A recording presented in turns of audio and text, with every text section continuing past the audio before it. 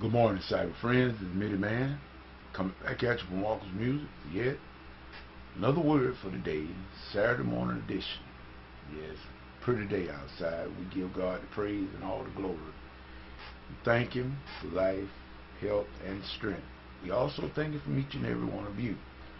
Cyber friend, you know who you are. This morning, Mitty Man, just going to talk briefly. I got to get out of here today. We had the last couple of Saturdays off, and so we got to get back on the grind this time. Matter of fact, I've been up ever since about 7:30 in preparation for this day to get the rehearsal started. Everything starts and kicks back in today, full speed ahead, as the captain would say. And we are not complaining at all, but we give thanking God for life, health, and strength to make us able to do it. On the day's topic, I thought about something about morals and order, and I thought about it in relation to Thanksgiving, and I was just trying to get in contact with certain key people, choir presidents and directors and everything, letting them know exactly what time it was, and having everybody sort of like on the same wavelength. Me being the minister of music and everything, and I try to do things right, and you must do right as a leader yourself if you expect other people to do right. But nevertheless, even if others do not do it, you still need to uphold your integrity. Therefore, my topic for this morning is called morals and order. You know, when God got ready to send His Son, the Bible tells us in Galatians, when the fullness of time came, Jesus was sent. Jesus came, showed up right on time. In other words, in the salvation of the human and mankind. It's a free gift, people. Nothing that you can do. In other words, if you were listening at when the Philippian jailer, when Paul and Silas was in prison, and they had them down in the lower parts of the dungeon. Excuse me.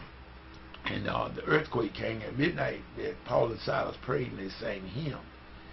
And there was an earthquake, and the jail was shaken from the foundations, and all the cells were open, and the shackles fell off their arms and everything, and they could have easily walked free. But Paul had all of the prisoners stay placed. And when the jailer came and saw that they was all in place, he repented. And he asked Paul the question, what must I do? Paul said, no. In other words, nothing you can do is but believe. That's what we must do, people. We must believe. That's all we can do.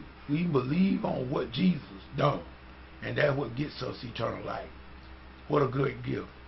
I mean, John 3:16 is so powerful. That's such a powerful verse because it covers the whole thing.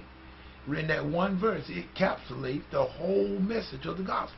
For God so loved the world, us, that He gave His only Son. It costed a lot. That whosoever, in other words, that was the condition, believe on Him would not perish, but have everlasting life. You can't get no completer. You could not get no more complete than that. And I just counted as a blessing. And I thank God. I don't know about you, but Mitty Man thanks God for Jesus. We thank God for the great plan. It's so simple.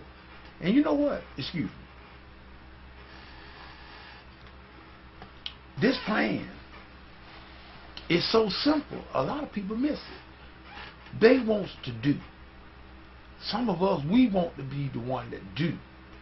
And it's just like it is we see things that happen in the local church.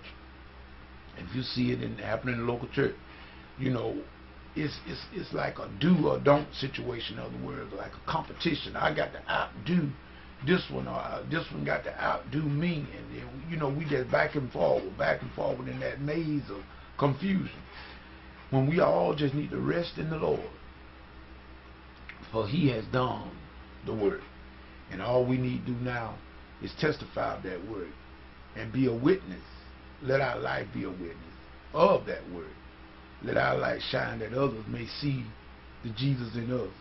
Sometimes, people, we might feel that, and I know I do sometimes, I get discouraged. Not going to sit here and tell you I don't. Sometimes I get discouraged and I feel a little shortcoming, and I have to go over and say, Lord, Lord, please show me the way again. In other words, remind me, Lord, of the cause. See, a lot of times we have to be reminded why we're doing these things. In other words, when our focus get a little dim, or sometimes when we get misfocused, a lot of time we have to understand that God has a prime directive. The whole scheme, it all worked out. All we need to do is follow that map, follow His word, and everything will be all right. I'm not going to make a long video this morning. I'm just going to say that many men have noticed a lot of things, and what I try to do, I try to not lean on my own understanding, but I trust in the Lord. And in all my ways, I try to acknowledge Him, and I let Him direct my path. Because see, when we start trying to do things, when you start trying to get creative, that makes me a little nervous. I makes my own self nervous when I try to take God's work in my own hand. Let God work. God will do His work. God, you cannot do what God do. The only thing we need to do is that little bit He asks us to do, and that what? Believe on His Son. That's all He asks. So with that being said, this middle man saying whatever get into, remember, if God is not in it, it's best that we come out of it. And remember, people, this is the weekend. Don't get crazy. Don't get crazy. The life you save may very well be your own. So let's be sensible out there. And remember, tomorrow is coming, whether or not me or you or myself be here. But tomorrow is coming. There's a brighter day ahead. And we must keep looking to the hills from whence come our help. This middle man saying peace. Goodbye.